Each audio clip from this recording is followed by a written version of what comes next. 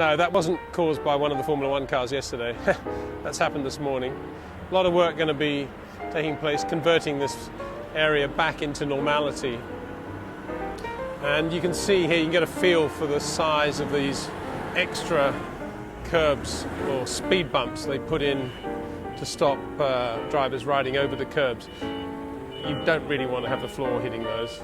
No doubt various people did, but very, very nasty bumps.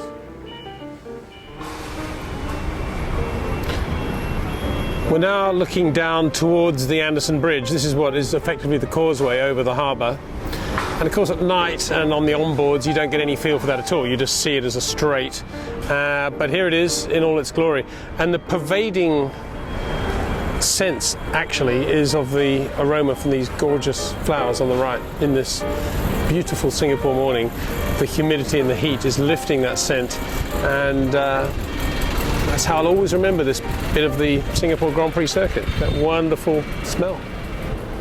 Through the fence here you can just see the Anderson Bridge. The cars go over that bridge, amazingly. And in the background you can see the Singtel building, sponsor of the race. And again you see the lovely mixture of old and new as we're much closer now to the Fullerton Hotel. Lovely part of the track, this very Singapore, and this is very much part of the atmosphere of this city. There's no way this could be anywhere else in the world but Singapore, that Anderson Bridge and this very, very tight left-hander that leads onto this straight.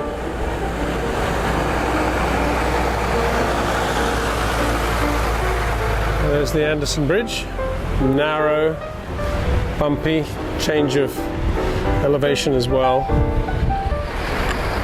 And interesting that not that many mistakes made on the entry to this left-hander here, because there is a bit of runoff area, but there wasn't a lot, and it just shows the human instinct for survival. When it's, yeah, I can get on the power now and maybe I'm going to hit the wall, maybe I won't, they'll go for it. But when it's head on into something as tight as this from a high speed approach, very narrow approach as well, everybody's leaving just that much more margin. There's a message there somewhere. And there's the venerable old clubhouse of the Singapore Cricket Club. Probably the most important building in the entire city, I'd say. Hate to see that go. And rumour, there's got to be rumour, that Sebastian Vettel said that he felt that because turns 9 and 10, the Singapore Sling chicane was so bad that ground should be taken from the Singapore Cricket Club to make the corner a bit wider and faster. But I just can't imagine he would have said that. Knowing how much of a cricket lover Sebastian is, it's just too difficult to believe. Anyway, you don't need to have a great imagination to think about this building in the 30s and the 20s, and indeed in the build-up to World War II, and how effectively the band played on with the white flannels and the red leather ball and the willow on the ground behind, even while the Japanese were cycling and riding and walking down through Malaya towards Singapore, Malaya as it was then. Behind it, of course, is the actual ground itself, where they held, I hate to say it, the rock concert for the weekend. Now I'm being slightly pedantic. Of course, that's the obvious place for it. We'll have a look at that in a second. This is probably how Sebastian Vettel would much prefer, most of the drivers would much prefer to see turns 9 and 10, the Singapore Sling. Already the curbs have been removed, and you can see that it's basically just a way of getting the cars through this left-hander here and the Singapore Cricket Club to the left.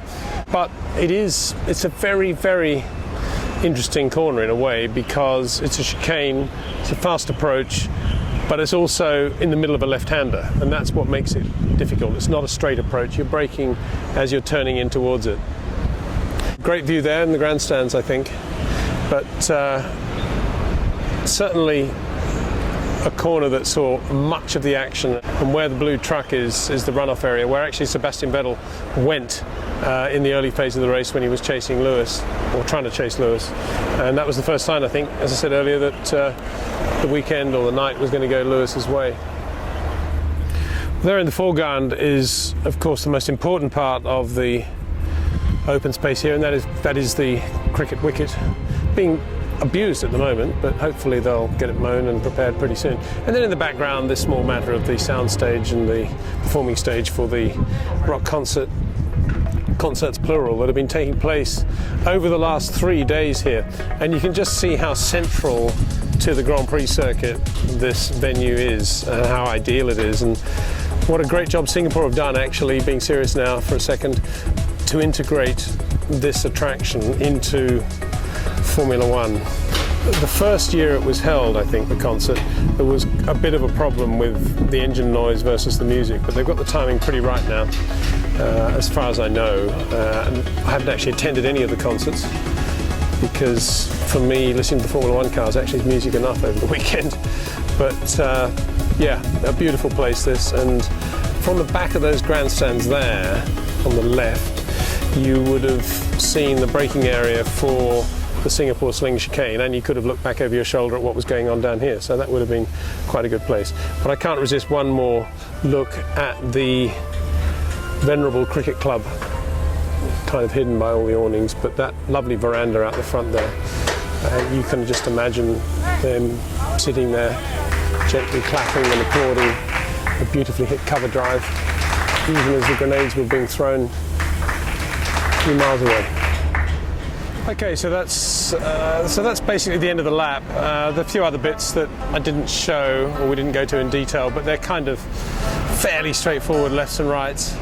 But what I really was intrigued by this year was this orange facade here, which tells us about an exclusive membership club being built by Philip Stark. There's going to be a hotel, concept hotel, whatever that is. But I'm interested to see it's got the first microclimatic canopy as well. Winner of 2 Green Mark Platinum Awards already. And as much as I do love colonial architecture and the feel of Singapore, I also love Philip Stark. I can't wait to see that place. I'd love to stay there next year, please, if that could be organised. Thank you. And what's so nice about it is that it is flush to the Raffles Hotel, to what is at the moment my favourite place in all of Singapore. That's the old billiards room there, and there's the hotel itself, still basically as it was. So I'm going to go in and have a gin sling. A haven only a few minutes walk from the Formula One track. A lot of it's been redone. The long bar now on the first floor actually is where the long bar used to be. And the lovely old bar where you could follow the tiger's paws to the bar, embedded as they were in the tiles, is no longer there. It's been ripped out altogether. Great shame. But you can find little pockets of the 1920s still. And this for me is a perfect place just to relax and unwind after the weekend and before the flight home back to London.